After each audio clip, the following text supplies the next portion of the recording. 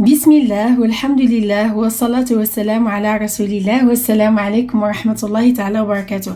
مرحبا بكم معي في هذا الفيديو. ان شاء الله هذه تكون اول حصة غنديروا فيها تفسير بطريقة ان شاء الله مبسطة، وما غاديش ندخلوا حنا في تفسير بزاف لان حنا ماشي اهل ديالو، وانما نحاولوا بعدا غير نعرفوا غير رؤوس الاقلام. الواحد غير من يقرا آيات من كتاب الله سبحانه وتعالى يكون فاهم المعنى ديالها بالمعنى البسيط الأقل ما يكون باش يقدر يتأثر فيه، لأن الحمد لله هو كلام الله هي تيتقرا واخا ما تفهموش راه ضروري عنده التأثير ديالو فينا، والحمد لله بالإضافة للأجر ديالو. وإنما ماذا بينا نطلعوا واحد الدرجة ونكونوا فاهمين على الأقل معنى الكلمات باش يكون عندها واحد التأثير إن شاء الله أبلغ، وان شاء الله كلها باجره. وفي هذه الحصه هذه ان شاء الله غادي يتناقش معايا سي محمد ولدي ان شاء الله، غنتناقشوا في المعاني اللي غادي ندوزو عليها. وبيان سور قبل ما غادي نبداو اننا نشرحوا الايات ولا نبداو بالصور، غادي نمشيو بالترتيب من سوره الفاتحه ونمشيو للصور الصغار، نطلعوا حنايا مع الصور الصغار وحنا غاديين باذن الله. مي قبل ما نبداو مثلا بالشرح ديال الصور، انا نفضل ان نفهموا بعدا الاستعاذه، لان قبل ما تنقراو القران اش تنقولوا؟ اعوذ بالله من الشيطان الرجيم. خصني نفهم على الاقل شنو هي ديك الاستعاذه، شنو تنقول، شنو معناتها. اذا قبل ما نبدا نشرح ولا نفسر ايات مثلا سوره الفاتحه اللي هي غادي نبداو بها اول سوره بطبيعه الحال، غادي نبداو بالاستعاذه. نقولوا شنو هي الاستعاذه. وكما تنقول لك ديما، لا قلت لك في الدين راه خصنا نديروا واحد الحاجه، شنو غادي تقول لي؟ مثلا نقول لك راه في الدين ديالنا قبل ما تقرا القران خصنا نقولوا اعوذ بالله من الشيطان الرجيم، شنو غادي تقول لي؟ ومنين جبتيها؟ منين جبتها؟ نقول لك اسيدي منين جبتها. الاستعاذه لا بغيت نقول لك منين جبتها من القران، نقول لك ان الله سبحانه وتعالى قالنا في سوره النحل، داكوغ، قالنا فاذا قرات القران فاستعذ بالله من الشيطان الرجيم. اذا هذا كاين دليل منين؟ من سورة النحل. من سورة النحل. اما نمشيو للسنه صافي، كاين شي مرات دليل تيكون هي من بالنسبه لسوره النحل 98 بغيتي نكتبوها واخا سيدي، ها سوره النحل الناس يعرفوها واخا هي الايه 98 من سوره النحل. ربي قال سبحانه وتعالى فاذا قرات القران فاستعذ بالله من الشيطان الرجيم. دابا نمشيو للسنه. كاين شي حوايج تنديروهم حنا في الدين ديالنا كاينين في القران ولا كاينين في السنه ولا كاين فيهم بجوج. شنو هي السنه؟ هي داكشي اللي قالنا الرسول صلى الله عليه وسلم في الاحاديث، يعني هما الاحاديث وداكشي اللي كيكون في القران راه حتى هو عنده دليل. هذاك الشيء القران بوحده، ولكن السنه هو الاحاديث صافي، هو داكشي اللي في الاحاديث. وكاينين شي حوايج فيهم بجوج. كاين شي امور مثلا الاستعاذه مذكوره شي مثلا الايه 98 من سوره النحل فاستعذ بالله من الشيطان الرجيم. كاينه في الاحاديث على الاستعاذه. الاحاديث احنا نشوف. قال سليمان بن سعد رضي الله عنه قال استب رجلان عند النبي صلى الله عليه وسلم ونحن عنده جلوس. شنو معناتها؟ يعني واحد جوج رجال كان الرسول صلى الله عليه وسلم جالس مع اصحابه رضي الله عنهم، بالتالي بداو كيتسابوا ماشي حداهم ولكن بعادين واحد المهم قرابين لهم بزاف، كيتسابوا قرابين لهم.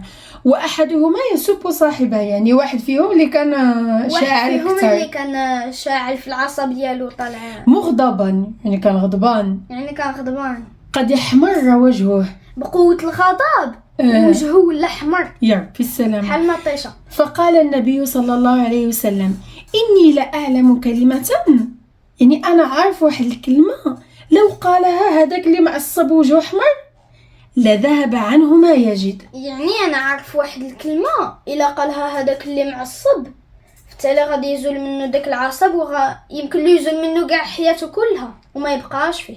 فوالا لو قال اعوذ بالله من الشيطان الرجيم يعني إذا قال أعوذ بالله من الشيطان الرجيم وهذه هي الاستعاذة. هي هذه الاستعاذة. فقالوا للرجل، يعني اللي كانوا مع الصحابة اللي كانوا قدام الرسول صلى الله عليه وسلم، قالوا لذاك الراجل شنو قال الرسول صلى الله عليه وسلم؟ راه قال لك قل أعوذ بالله من الشيطان الرجيم، وهو يمشي عليك هذا الغضب وهذا السبان وهذا الشيء هذا ما عندك لاش.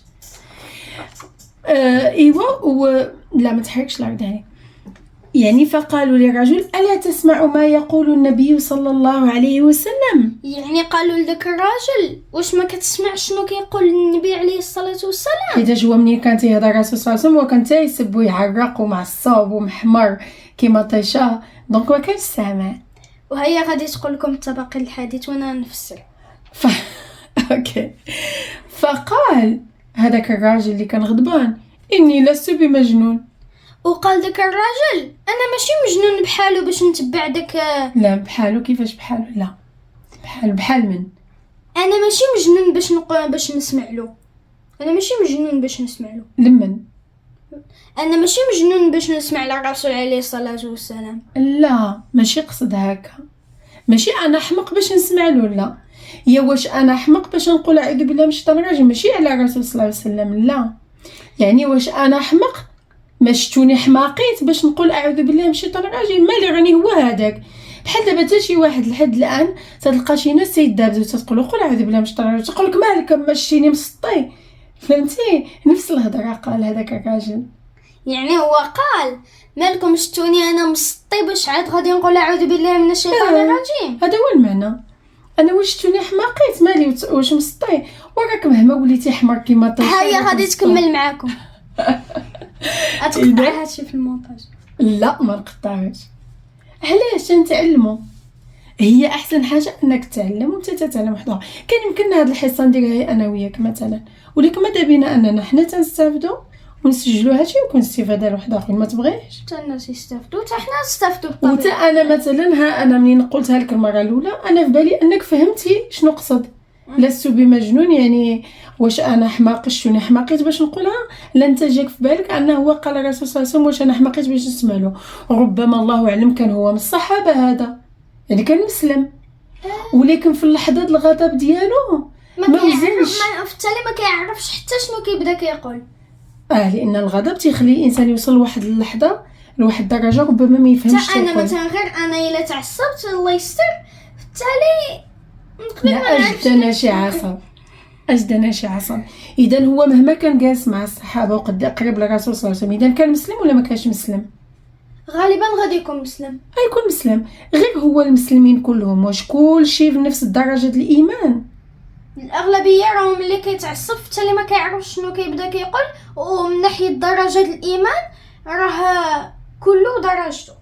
غادي تكون عنده واحد الدرجه نازله، مهما تعصب بزاف غادي يكون الايمان ديالو داك الساعه هابط. يكون اما غير اسلام ولا ايمان هابط.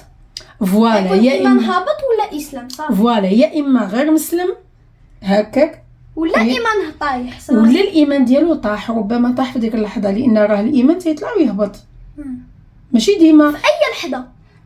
هو الانسان تيحرص على ان ايمانه ما يهبطش، باش يحرص بالعبادات وتقرب الله والذكر وداكشي، ويبعد على الذنوب الكبيره ولا قدرت الذنوب الصغيره.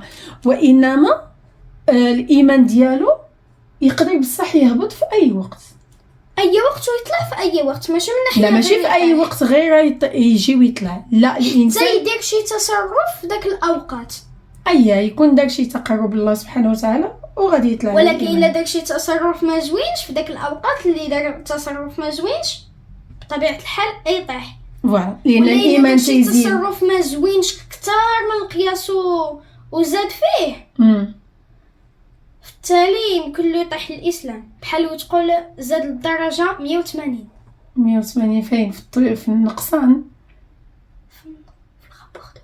في الغابورتور يعني تقلب 180 درجه. تنقولوا تقلب 180 درجه. المهم دابا اذا قال انا لست بمجنون يعني ما بغاش يتيق. وكما قلتي بصح في الاول انه ربما سبحان الله لو انه سمعنا الرسول صلى الله عليه وسلم كان ربما هو غادي يقول مثلا اي واحد فينا دابا هو عارف هذا الحديث غادي يدير لا جاه الغضب غادي يقول اعوذ بالله من الشيطان الرجيم وباش يذهب عليه الشيطان. وانما هو كان قدام الرسول صلى الله عليه وسلم كما قلتي، ربما لا كان سمع له كان الغضب ما يبقاش يجي حياته كلها. ولهذا حنا اي حاجه لحد الان لو اننا سمعنا الرسول صلى الله عليه وسلم بقى شي هضره اننا نديروها ودرناها، واش فيها خير لينا ولا ما فيهاش خير لينا؟ معلوم بطبيعه الحال كتكون فيها الخير لينا واستفاده. علاش؟ لان ربي قال وان تطيعوه تهتدوا. فوالا. اذا نكملوا. اذا عرفنا الدليل من القران، معلوم عرفنا الدليل من السنه، معلوم. دابا ندوزو ومازال القرآن. قال الله سبحانه وتعالى كذلك في سورة الأعراف، قال وإما ينزغنك من الشيطان نزغ فاستعذ بالله إنه سميع عليم. إذا عندي سورة الأعراف عندكم في آية 200 في سورة الأعراف، إلا بغيتو تشوفوها كاينة في المصحف. وكاين عاوتاني ربي سبحانه وتعالى قال وإما ينزغنك من الشيطان نزغ فاستعذ بالله إنه هو سميع عليم. هذه في سورة فصلت الآية 36. الآية 36. الفرق بينها وبين الأعراف هي داك هو هذيك إنه سميع عليم في الأعراف، وبالنسبة لفصلت إنه هو سميع عليم. هي راها إنه سميع عليم غير سيدي ربي زاد داك هو. ربي في كلامه تيقول لي. وكذلك الله سبحانه وتعالى قال في سورة غافر إن في صدورهم إلا كبر ما هم ببالغيه فاستعذ بالله. هذه في سورة غافر. هذا يعني أمر من الله سبحانه وتعالى. الآية 56 في سورة غافر. يعني شحال من مرة الله سبحانه وتعالى تأمرنا أننا نستعذ بالله من الشيطان الرجيم. دابا بالنسبة للصيغ استعاذة من الشيطان الرجيم كاين عندها بزاف ديال الطرق. داكوغ، يمكننا نقولوا اعوذ بالله من الشيطان الرجيم ياك، وهذه المعروفه عند القراء كلهم. اللي تيبغي يقرا القران تيقول اعوذ بالله من الشيطان الرجيم. وانما كاين صيغ اخرين، كاين 7 ولا 8، كاينين بزاف. داكوغ، نقول لك مثلا يمكن لي نقول حتى اعوذ بالله السميع العليم من الشيطان الرجيم. يمكن لي نقول هذه. شنو تقول لي؟ منين جبتيها؟ ومن ناحيه داك منين جبتيها يعني واش جبتيها من راسك ولا جبتيها من حديث ولا جبتيها من قران؟ كتشك كتقول ومنين جبتي هذه واش من حديث واش من قران واش من راسك؟ لان شوف كاين شي حوايج حتى يمكن لي يكون جايبها من راسو ماشي صحيحه في الدين. فوالا. ولكن نقول لك واحد الحاجه، كاين شي حاجات ما كايناش في الدين وحنا تنديروهم ماشي معناتهم غالطين، وانما في العباده شي حاجه ربي بغانا نعبدوه بها ما عندك ما تبدل فيها. بحال دابا الصلاه مذكور دير الاقامه وتبدا تقول تكبيره الاحرام، ديك تكبيره الاحرام وديك دعاء استفتاح وتقرا القران وديك داكشي ما عندك ما تبدل فيه. ما تقولش هذا قال ولا هذا قال، يقول على راسه. ولكن ما سيدي ربي بغانا نعبدوه بالطريقه اللي هو باغي نعبدوه. واش انا نجي نعبد الله بطريقتي انا؟ ما يمكنش. هو بغانا نعبدوه بواحد الطريقه، هو اعلم علاش عنده فيها حكمه، ومن ثم انا غادي نستافد. ماشي غادي نجي ونعبد الله باللي بغيت انا. وانما في الحياه اليوميه يقدر تلقى راسك درتي شي حوايج ما داكمش الرسول صلى الله عليه وسلم، لان ديك في الحياه اليوميه فهمتي. ربما هو ما كانش عنده شي حوايج في داك العهد اللي حنا عندنا دابا مثلا، غير هي في العباده صلاه صيام حج قراءه قران، المهم العبادات كلهم، الصدقه. هذاك الشيء عنده شروطه في الدين، ما عندي ما نزيد فيه ولا نقص. هادشي باين. اذا قلنا يمكن نقولوا باردون جيب لي هذيك حتى هنا. يمكن لي نقول اعوذ بالله من الشيطان الرجيم، وهذه اللي معتمدينها اكثر القراء القران اللي اختاروها. يمكن لي نقول اعوذ بالله السميع العليم من الشيطان الرجيم، وكاينه في واحد الحديث بهذه الصيغه انهم قالوا ان الرسول صلى الله عليه وسلم كان تيديرها في القيام. ولا يمكن لي نقول كذلك اعوذ بالله السميع العليم من الشيطان الرجيم من همزه ونفخه ونفثه. هذه قال لك الرسول صلى الله عليه وسلم كان تيديرها في قيام الليل. الاغلبيه اللي كاينه في الاحاديث ان الاغلبيه كيقول هذه. كاينه ولا ما كايناش؟ الاغلبيه الله اعلم ما كايناش الاغلبيه، ولكن قالوا انه ولكن قالها في المهم القيام. كيكون كيقولها في القيام. في القيام اغلبيه ولا ماشي قال اغلبيه، المهم كيقولها. تيدير تكبيره الاحرام،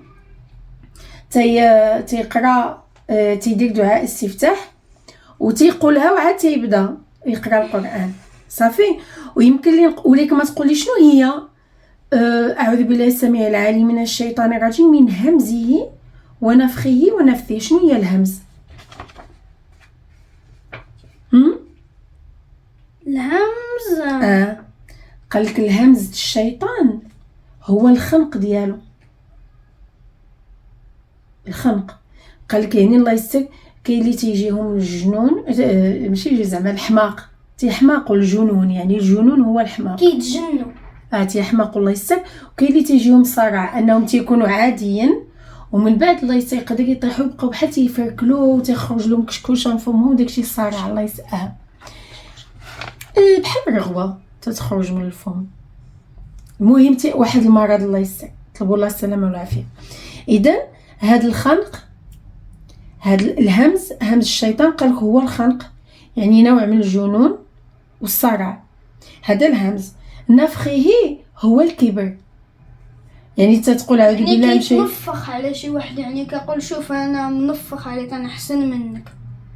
او ليك ماشي الشيطان تيزرعها، انت تستعد بالله ان الشيطان يديرها فيك انت، انك انت تنفخ، ينفخ فيك الكبر، انك انت تولي شي واحد شوف انت كي داير، انا احسن منك، انت ماشي احسن من، بحال اللي دار لسيدنا ادم عليه السلام.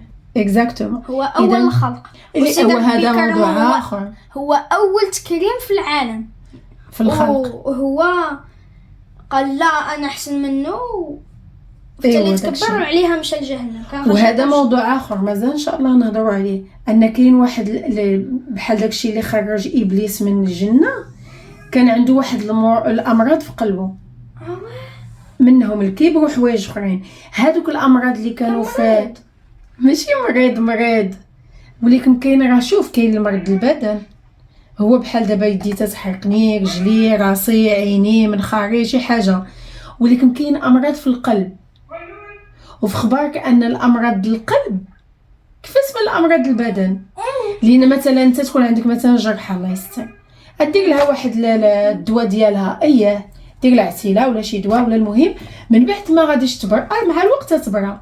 وانما المشكل هو المرض ملي تيكون المرض في القلب، حيت شي اللي كانت في البدن بحال عضه ديال شني ولا بالتالي ندير لها عسيله ولا شي بوماده وما نبقاش نلبس فيها، هي غادي تزول شي يومين ولا 3. ولكن المرض اللي في القلب عرفتي المشكل ديالو هو انك يمكن اصلا ما شايفوش، لان ملي تكون يدك فيها شي حاجه جرحه ولا حبه ولا تشوفها بحال الروح، داكشي اللي في داخل الجسد، حتى الروح راها داخل الجسد، وراها مع داك لي زورغان وداكشي ديال لا ديجيستيون ديال التنفس، يعني حتى هما ما كيبانوناش.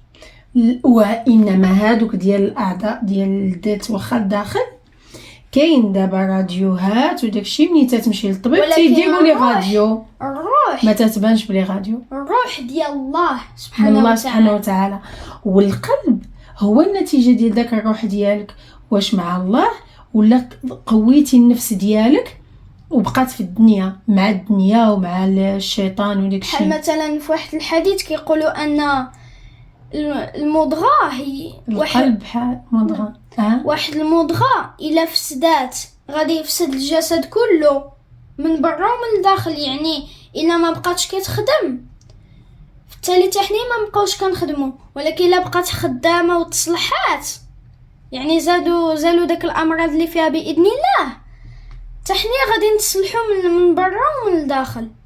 وهي القلب، هي القلب الا كان داك الوسخ فيها وبالتالي ما تنقاش يمكن لها تفسد، يعني ما تبقاش تخدم وحنا نموتوا. اما كاين يمكن لها باذن الله سبحانه وتعالى تصلح وبالتالي تبقى خدامه ولكن نقول لك واحد الحاجه، هي باذن الله تصلح. وانما اصلا هذه القناه اللي حنا نديرو فيها هذا الفيديو هذا شنو سميتها؟ التزكيه. علاش التزكيه؟ لان الله سبحانه وتعالى شنو قالنا في سورة الشمس؟ حلف القول القسم 11 القسم، يعني حلف الله سبحانه وتعالى 11 مرة. على ايش؟ على النفس. قد أفلح من زكاها وقد خاب من دساها. يعني هذاك القلب اللي هو تنقولوا تيمرض، هذيك النفس ديالك تتمرض ولا تتكون مزيانه. اذا اللي شنو هو الهدف ديالنا اصلا؟ علاش حنا في الدنيا وتيجيونا اختبارات وابتلاءات، وعلاش خصنا نقربوا الله؟ باش ديك النفس هذيك تزكى، باش القلب يتصلح. يعني هذا جوج جمل من هذا الحديث عندها دليل في القرآن، وكاين اللي ما عارفش، ولكن خصنا غير ننتبهوا في القرآن وحنا نعرفوها. ايوا حنا تنتبهوا والتفاسير. وهذا الشيء دابا اللي غادي نبداو ان شاء الله. كاينه ولا ما كايناش؟ كاينه. صافي دابا غادي نمشيو. دابا عرفنا ان الله يستر النفخ ديالو هو الكبر، هو انه يبقى الانسان الله يستر يتكبر على الناس ويحسب راسه هو احسن، وهذا ما يشوفش داكشي اللي مثلا هو عنده احسن من الناس انه نعمه من الله سبحانه وتعالى، ماشي انه احسن من واحد اخر. فهمتي كيفاش؟ وكاين نفثه النفث بحال اللي ربي قال مثلا في سوره الفلق ومن شر ما خلق. لا، النفث شي حاجه عندها علاقه بالنفث. ومن شر النفاثات في العقد. اذا شنو هي داك السحر؟ عندها علاقه بالسحر والنفث ديال الشيطان. لان الشيطان الله يستر هذوك اللي تيسحروا تياخذوا شي حاجه ويبقاو يعقدوها ويتفلوا عليها وتيقولوا الله يستر شي امور شيطانيه باش تيديروا زعما سحر يأذي واحد اخر، وكيديروا زعما دي بوسيون ماجيك باش ما كيموتوش. الا بداو كيكحلوا كيشربوا بوسيون. لا داكشي دخلتي انت في الرسوم. لا ماشي من داكشي. اذا قلنا النفث هو السحر. قال لك ولا ماشي غير السحر، حتى الشعر. شنو الشعر هو بحال ما عرفش شنو هو الشعر. لا هو انشوده نشيد ولا شي حاجه. يعني نشيد صغير ولا كبير، غير هو كاين فرق. بيوت شعر. هي بيوت شعر. غير هو كاين فرق. كاين عندك شعر حلال وشعر حرام. عرفتي شنو هو الفرق؟ شنو هو الفرق بين شعر حلال وشعر حرام؟ شعر حلال هو هذاك النشيد اللي فيه بيوت شعريه، والشعر اللي حرام هو ديال الشيطان. لا شوف سولوها هي. تلادي ما عرفتيش. وهكا حنا تنستافدوا. اذا شنو هو الشعر الحرام؟ هو الهضره اللي لداخل قبيحه في داك الشعر، في قلب الشعر تيهضر على امور قبيحه، امور مثلا الله يستر ديال المعصيه، ديال الكفر، ديال الشرك، ديال قله اللحيه. فهمتي؟ يوردوا البال في الشعر ديال ولادكم في المدرسه، بقاو تقلبوا في داك. لا والشعر شنو هو؟ ماشي غير اللي في المدرسه، حتى الاغاني شنو هما؟ عباره على شعر وتزادوا له موسيقى. وتصور انت تسمع اغنيه ويكون الله يستر الكلمات ديالها عاد اون بليس الموسيقى، لانها ربما تكون قبيحه كاع، وانت تزيد تقول عليها كلمات قبيحه. ديجا تيضرك انت لو انك كنتي تسمعها. تنهضروا عليه من بعد على حسب الكلمات، التاثير ديالها كيفاش تيأثروا على الانسان، سواء كانت كلمات زوينه ولا قبيحه. ما حنا المهم دابا ملي تنستعذ بالله تنقولوا اعوذ بالله السميع العليم من الشيطان الرجيم من همزه ونفخه ونفثه. شنو معناتها؟ انك تطلب الله انه ما يصيبك لا بجنون لا بصرع، يعني ما ياثرش عليك جسديا. فهمتي؟ ونفخه ما يقويش فيك الله يستر يزرع فيك الكبر، انا يبقى عاجبك راسك وانت شايف راسك احسن من الناس. ولا النفث ديالو انه السحر اللي تيجي الله يستر يدير واحد اخر. ولا الشعر هو انك تسمع كلام انت يعجبك، لينا ملي تسمع شي شعر تيأثر عليك، تتحفظه اكثر من انك تسمع كلام عادي. فهمتي؟ كتحفظو يمكن تبقى تذكر حتى الموسيقى بداك بحال مثلا شي حاجه قبيحه. دابا اللي قصدنا انك منين تسمع مثلا حتى العلماء شحال هادي منين كانوا تيبغيو يديروا شي علم تيكتبوا على طريق شعر. علاش؟ لان الحاجه منين تتحفظ شعر تتحفظ بالزربه على انها تقال هي كلام عادي. بحال مثلا درت انا اركان الاسلام، كان يمكن لي ندير الاطفال نقول لهم يلا حفظوا اركان الاسلام، الشهادتان، اقامه الصلاه، ايتاء الزكاه، ولكم انا درتها بشعر. حفظوها دغيا ولا ما حفظوهاش؟ بغيت تقولها قولها. دابا فاطمه يقولوا نحفظوا دابا أركان الإسلام: الشهادتان، الصلاة، الزكاة، وداكشي اللي موراه. المهم كيقولوا أركان الإسلام 5: الشهادتان، الصلاة، الزكاة، صوم رمضان، حج بيت الله. عاد كاينه واحده هذوك من بعد ان شاء الله. من بعد أركان من بعد. دابا حنا هي هضرنا على التأثير ديال الشعر. لو ان الحاجه كانت معطيه على شكل شعر بحال اللي ملحنا تنعقلوا عليها بالزربه صافي. داكشي علاش بصح داك حوايج اخرين حتى هما على شكل شعر، من بعد تقولهم كاع دير الشوخت لا بغيتي ديرهم انت ماشي مشكل. مي دابا حنا في الموضوع ديال الاستعاذه ما نخلطوش صافي. اذا قلنا تنستعذ بالله من الشيطان الرجيم من النفخ ديالو والهمزونه. كاين وهذه قلنا كان الرسول صلى الله عليه وسلم تيديرها في قيام الليل. كاين كذلك يمكننا نقولوا اللهم اني اعوذ بك من الشيطان الرجيم وهمزه ونفخه ونفثه، نفس الشيء غير هنا زدنا من الشيطان الرجيم ما قلنا السميع العليم. كاين اعوذ بالله من الشيطان الرجيم ان الله هو السميع العليم. كاين كذلك اعوذ بالله العظيم وبوجهه الكريم وسلطانه القديم من الشيطان الرجيم. قالك هذه الرسول صلى الله عليه وسلم كان تيقولها من يكون داخل الجامع. هذه زوينه تحفظ. ما حفظهاش جاوب. ما حفظهاش. انا لا احفظها بعد ذلك. علاش يا ولدي؟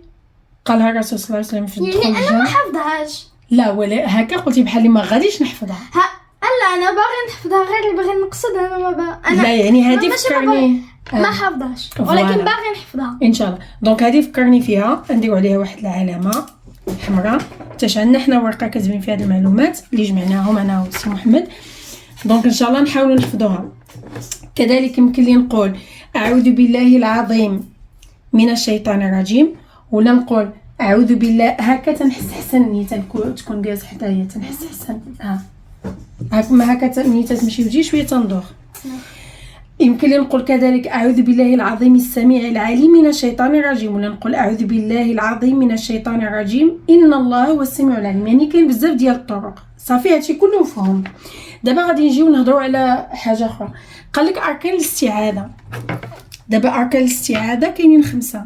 حنا ماشي ضروري نحفظوهم لا، غير المهم هذه معلومات تتساعدنا في اننا نزيدو نستوعبوا استعاذه.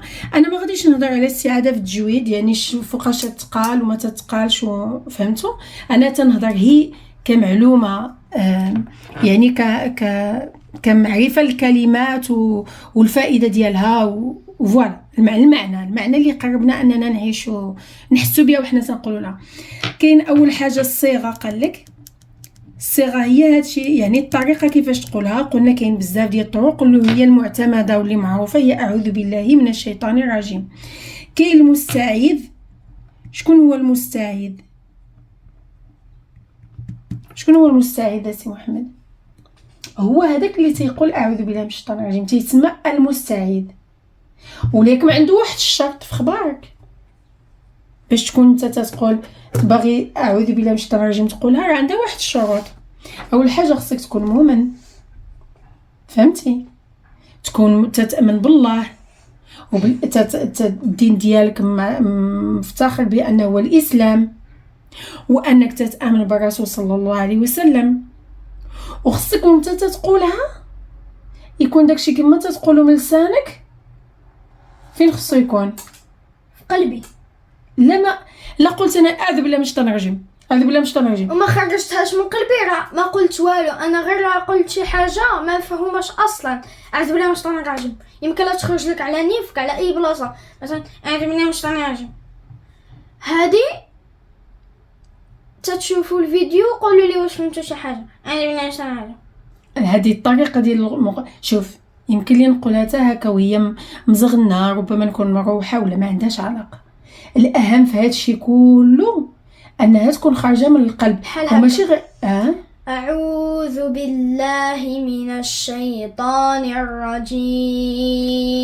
وحاجه اخرى هذه حاولتي ما امكن تخرجها من قلبك، بانت لي مخشعه تبارك الله عليك، ولكن كاينه مساله اخرى زايده على انك تخرجها هكا مخشعه ومن قلبك. عرفتي شنو هي انك وانت تتقولها متاكد من ان سيدي ربي غادي يحققها لك. كيفاش؟ هي غادي تدخل لكم. اوكي وتتبعوها مزيان، الا ما تبعتوهاش غتفرشوا. شنو التفرشو عاوتاني؟ ما عندهاش هذه محل من الاعراب، هاد التفرشو ما جاتش مقاده في الهضره. يعني انت عارف لان شنو هي الاستعاذه بعدا؟ شنو معنى اعوذ بالله؟ يعني اعتصم بالله والتجئ به واستجير به واتحرز به واستعين به وامتنع به من المكروه واتعلق به واتحيز اليه والوذ به. يعني راني تنطلب سيدي ربي يدفع ليا الشر. الشر ماشي غير الشياطين، الشر هادشي اللي بغيت نقول لك، ديال شياطين الانس والجن ودا اي شر والسحور كل شيء، اي شر وشر العين، اي شر اللي دار من هذوك الشرور اللي قال الله سبحانه وتعالى مثلا في سوره الفلق، اللي قال في سوره الناس، هادو كلهم شرور. قل اعوذ برب الناس ملك الناس، قل اعوذ برب الناس ملك الناس اله الناس من شر الوسواس الخناس الذي يوسوس في صدور الناس من الجنة. يعني راه حتى داك الشيطان اللي ربي ذكر في سوره الناس راه ماشي غير من شياطين الجن، حتى من شياطين الانس. يعني تنطلب الله ينجيني من الشرور كلها. اذا لا كنت انا مؤمن، والى ردوا البال هادي عافاكم، الى بقاو ولادكم كيقولوا بزاف جن مجنون جن مجنون، بحال اللي كيعيطوا عليهم هما ترونكل في العالم ديالهم، وفي التالي الى بان شي جن لشي واحد كبير ولا صغير ما يبقاش سعيد في حياته كلها، بحال غادي يتدمر واخا هو مازال عايش. يعني ردوا البال عافاكم. انا كنحتاج يعني الواحد يقول خير ولا يسكت، هادشي نهضروا عليه من بعد صافي. قول خير او اسمت. دابا خلينا في الاستعاذه. اذا ملي تقول اعوذ بالله شنو معناته؟ يعني تطلب من الله، بحال يا ربي، انا نقول لك كيفاش باش تفهمها بطريقه بسيطه. بحال نتايا هدايتين في الطريق مثلا وجا واحد الكلب وانت خفتي منه، شنو غادي دير؟ وانا غادي انا وياك، شنو غادي دير وانت خفتي منه؟ باش كنكونوا خايفين الهضره كنتسرعوا. خلي الهضره، الحركه شنو غادي دير؟ انت غاديزين حنا انت دايز وشايف الكلب جاي تيجري، شنو غادي دير؟ وانت خايف شي حاجه، خلي انك تقدر تشير عليه. خلي دابا نفرضوا انك خايف منه، جريت انا نهرب. لا ما عندكش فين تهرب، ولكن انا قدامك، شنو غادي دير؟ نشبط فيك. فوالا. اذا غادي ترجع لي انا، يعني شنو داك التشبيطه شنو معناتها؟ يعني عتقيني راني فيا المود الخوف. هذه هي اعوذ بالله. يعني يا ربي عتقني راني فيا المود ديال الخوف. ماشي ضروري يكون فيا المود الخوف ديال، حتى انا ما باغيش تنخاف، ما باغيش حتى شي حاجه تقرب لي، لا دابا ولا من بعد. انا ماشي نتسنى الخوف يجي، لا يا ربي بعدو عليا من بعيد. تتقول يا ربي بعد عليا شر الشيطان، وبعد عليا شر الناس يعني اللي قباحين فيهم، وبعد عليا شر الحيوانات. كاين حيوانات يقدر يضروا، قطيطات زوينين، مي كاين الله يستر قطيطات تقدر تسعر وتولي تعض، يقدر يضر. كاين اللي تربي الكلاب، شكون اللي كيسعر؟ يعني تتمرض شي مرض الله يستر تتولي لا عضت عادي، ما عرفتش واش تيسعروا القطط ولا هي الكلاب. المهم يعني اي الكلاب، شوف اي حيوان واخا هو عاجبك وباين لك ظريف يقدر هو براسو يأذيك، فهمتي؟ يقدر يمرض ويأذيك.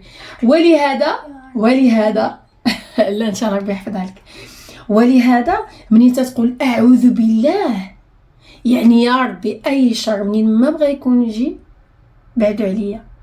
يا ربي انا تنتحمى فيك، ياك قلتي لا خفتي غادي تلصق فيا انا، وانا بطبيعه الحال شنو ندير؟ غادي نعنقك ونحاول نهزك وما عرفت شنو، واخا لا كنت خايفه منه خليفتنا على الله ديك الساعه بجوج نخافوا.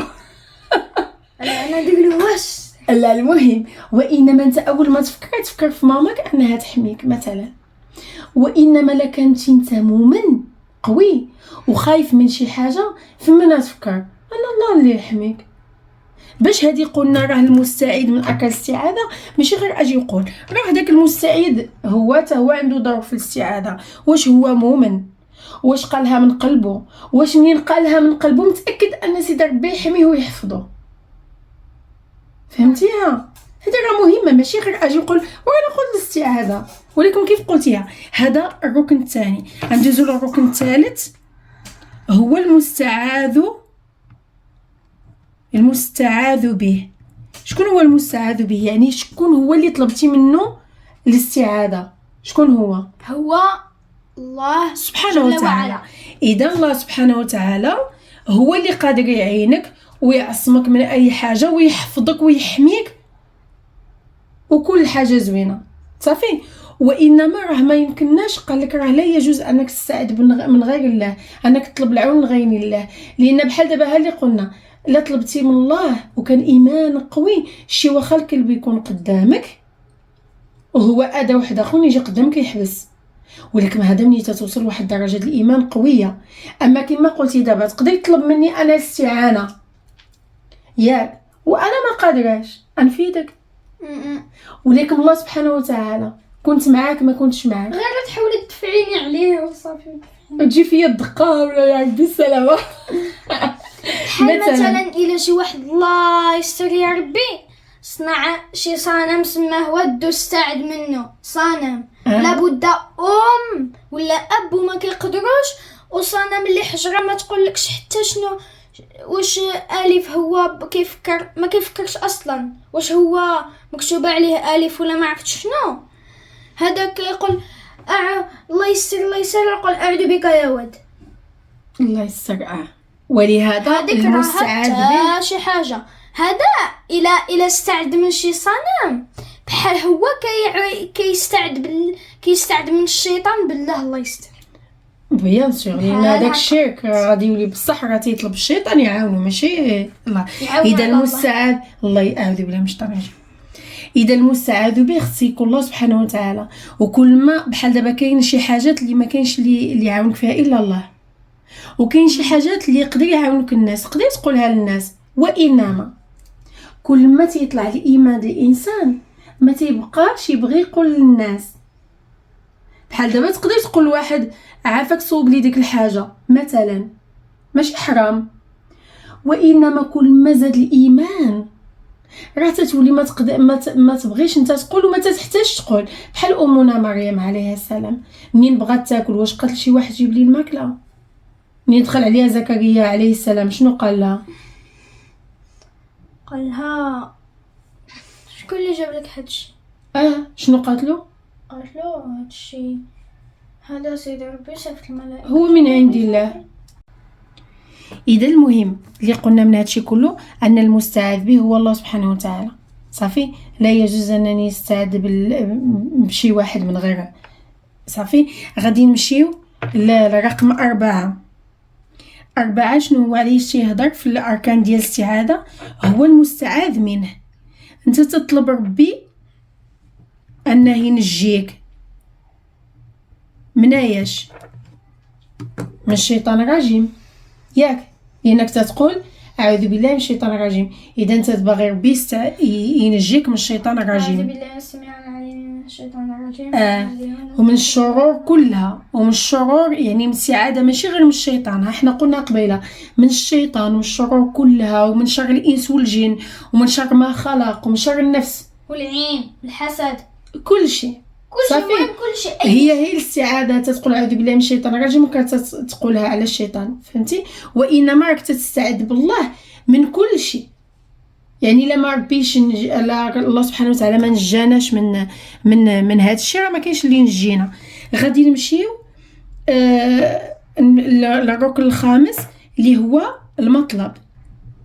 يعني انت علاش باغي ربي ينجيك من الشرور ومن هذا الشيء كله؟ علاش؟ حيت خايف تتاذى.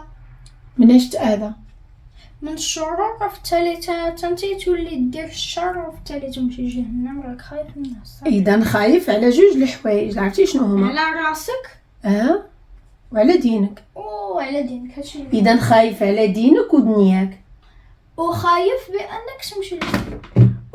بانك تمشي لجهنم.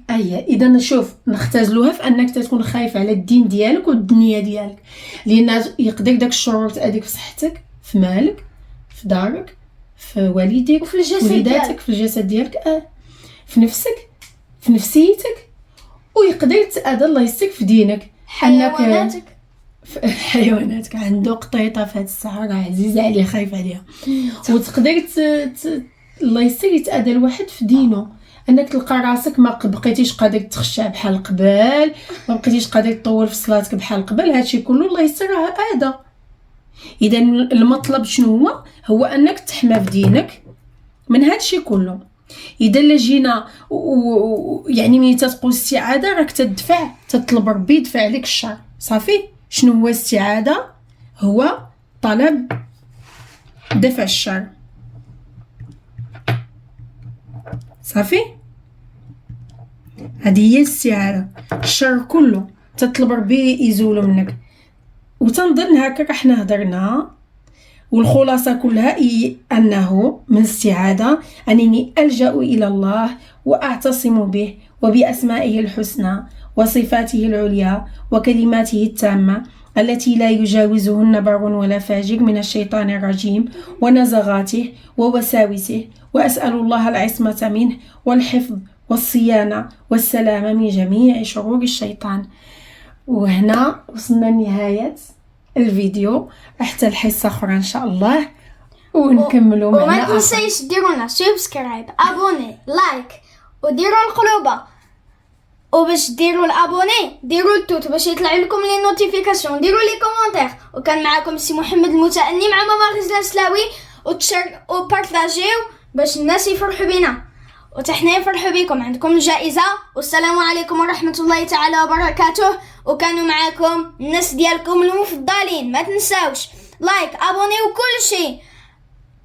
السلام عليكم يا اخواني.